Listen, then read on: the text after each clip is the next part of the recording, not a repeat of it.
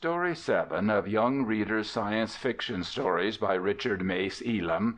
Story 7, Cargo for Callisto. The big rocket freighter was speeding through the stardust of outer space.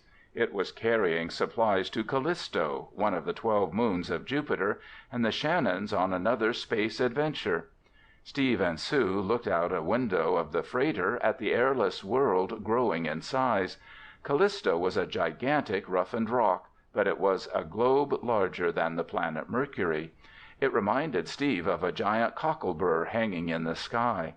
Suddenly the children heard a tiny voice behind them say, "Rocket away!" They turned, and Sue exclaimed, "It's Bud!" The blue parakeet, a budgie, blinked lazily at them. The twins had met Mr. Whittle's pet a week ago. He had taken a liking to them from the very start. They didn't know that a few hours from now their very lives would depend on this little fellow. "We'd better take him back to Mr. Whittle," Steve said. The budgie kept studying them with his flat face and blinking his tiny button eyes. And then he squawked again, "Rocket away!" "It'll be rocket away for you, young fellow," Steve said sternly. "Up on my finger, Bud." The bird did as he was ordered. They took him down the hall to Mr. Whittle's room. Bud's owner, off duty now, was a tall, spidery crewman with a big Adam's apple. He always gave his pet full run of the ship. Mr. Whittle whistled to the parakeet, but the bird stayed on Steve's finger. Mr. Whittle chuckled. "Hey, I believe he likes you two better than his master." "We like him, too," Sue told the crewman. "You can keep him for a few days if you want to," Mr. Whittle said. "I'm going to be pretty busy after we land." "Gee, we'd like to look after him," Steve answered. "If you take him outside on Callisto, you'll have to put him in that airtight cage over there I had made. It's sort of like a spacesuit for him." Sue and Steve played with Bud in the room they used for games until it was time to strap down for landing. Then they went to the couch hall and lay down on cots like the other space travelers were doing. They buckled straps across their bodies to keep them in place. For a long time, Steve and Sue lay there as the big freighter began cutting its rushing speed. It felt to Steve as if a giant anvil were crushing downward on his chest. Takeoff and landing were always the roughest moments in space travel, as the twins had already found out on other space trips. At last the ship set down on Callisto. The young Shannons went back to the game room. Then, with the bird on Steve's shoulder, the twins looked out the window at the strange new world. They saw a land bathed in ghostly twilight. Very little light was coming from the sun. It was so far away that it was only a small circle. Most of the light came from a huge shape that looked like somebody's lost beach ball resting on the ground. Its bottom edge just touched the horizon. Sue and Steve were joined by their father, who worked for the Space Freight Company. "That's His Majesty Jupiter, the King of the Planets," Mr. Shannon told them. "He's over 1,000,000 miles away, and yet he looks close enough to touch, doesn't he?" "Let's go outdoors, Dad," Steve begged. "No reason why we can't," Mr. Shannon replied. After they had put on their space clothes, Steve popped Bud into his warm, airtight cage. As they went outside, they saw the crewmen unloading the cargo. "There's the colony over there," Mr. Shannon said, pointing to a high framework that looked something like an oil derrick. "They mine here for a mineral called magna. It's very valuable because without it we couldn't have atomic engines. Magna is what keeps our rocket tubes from melting under the terrific heat that goes through them." "May we go down into the mines, Dad?" Steve asked. "We'll see if we can," said his father.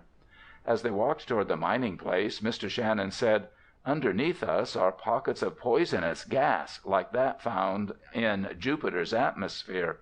Sometimes it leaks into the mining tunnels, causing danger from suffocation." "I sure hope the gas stays where it belongs while we're down there," Steve said, and swallowed the lump of fear in his throat. They turned their attention to Jupiter. It looked even more like a beach ball now, with its stripes of beautiful colors. Mr. Shannon said the bands were floating icebergs of the poisonous gases he was talking about. "No ship can land on Jupiter," he said. "Its gravity would crush a spaceman flat. Gravity pull is much stronger on the larger planets, you know. Jupiter's atmosphere is many thousands of miles deep. Raging storms are going on beneath it all the time." "Oh!" Sue gasped. "I guess we're close enough to it, then."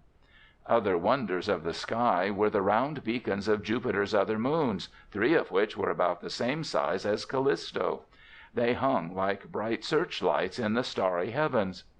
The men at the mining place greeted the Shannons warmly. They had not seen anyone from Earth for so long that they had grown very lonely. The chief mining engineer said he would be glad to take the visitors on an underground tour. His name was Dr. Harding. He was plump and short and wore black-rimmed glasses inside his space helmet. He led them into an elevator, and it sank into the darkness. Steve remembered about the poisonous gases that crept about underground, and it made him shiver to think about it. Dr. Harding watched Bud hopping around uncomfortably inside his small space cage. "Do you remember, Mr. Shannon," he asked over his suit radio, "when they used to use canary birds in mines to warn about leaking gas? The birds would notice it first and give the miners time to get out." "I've read about that, Dr. Harding," said Mr. Shannon. "Now we have automatic warning machines in the tunnels to do that," the chief engineer told Sue and Steve. Deeper and deeper below the soil of Callisto, the elevator sank. At last the cage touched the bottom, and riders found themselves in a large cavern. There were machines and men all about, working busily. Tracks led off into tunnels, and ore cars were running on them. Some were going empty into the tunnels, while others were coming out full of rock and gravel. "The magna is separated from the rock in that big machine over there," Dr. Harding explained. "Want to ride an ore car into one of the tunnels?" "Sure," Steve spoke up.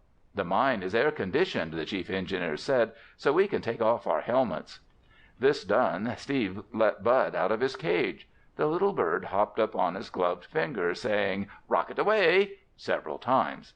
His 2-word language seemed to do for everything. One worker controlled all the cars at a main switch in the middle of the cavern.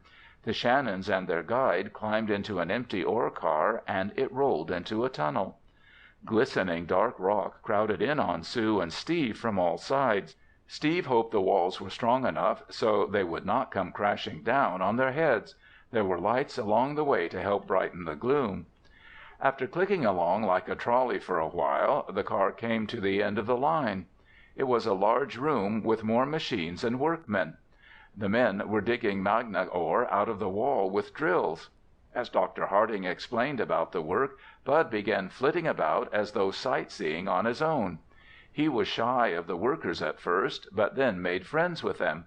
He spoke to them with his favorite 2 words, and the men laughed in great fun to hear him. Then, a few minutes later, Bud began acting queerly. He flew back to Steve's finger and started wobbling as though dizzy. "What's the matter with him?" Steve asked. "He's sick or something," Sue cried out. She took the budgie from Steve and cuddled him in her own gloves, but the little blue bird seemed to be no better. Dr. Harding walked over to look at the bird. Then he ordered, "Everybody into the ore car. We have to get out of here fast. Sue, hold the bird up close to your suit." The workers dropped their tools as if they were red hot and climbed into the car. Mr. Shannon helped Sue and Steve on, then jumped on himself.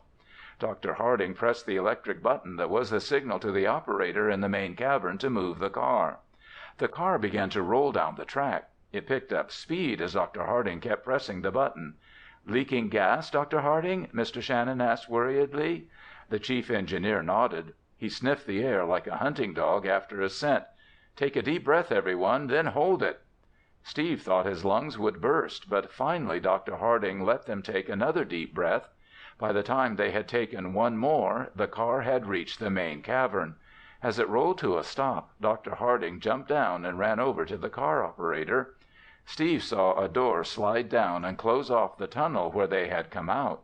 Then the little man gave a deep sigh and took off his black-rimmed glasses to wipe them. Sue and Steve watched Bud hopefully. He was standing more steadily on Sue's finger now. "I think he'll be all right," the chief engineer said. "We sure owe Bud a lot for warning us the way he did. Something must have happened to the warning machine. It was supposed to set off a siren." "If it weren't for Bud, we might have been overcome before we could have gotten out of there," Mr. Shannon said. "You're so right," Dr. Harding said. "The men will go back in there in gas masks to find the leak and see what's wrong with the warning machine."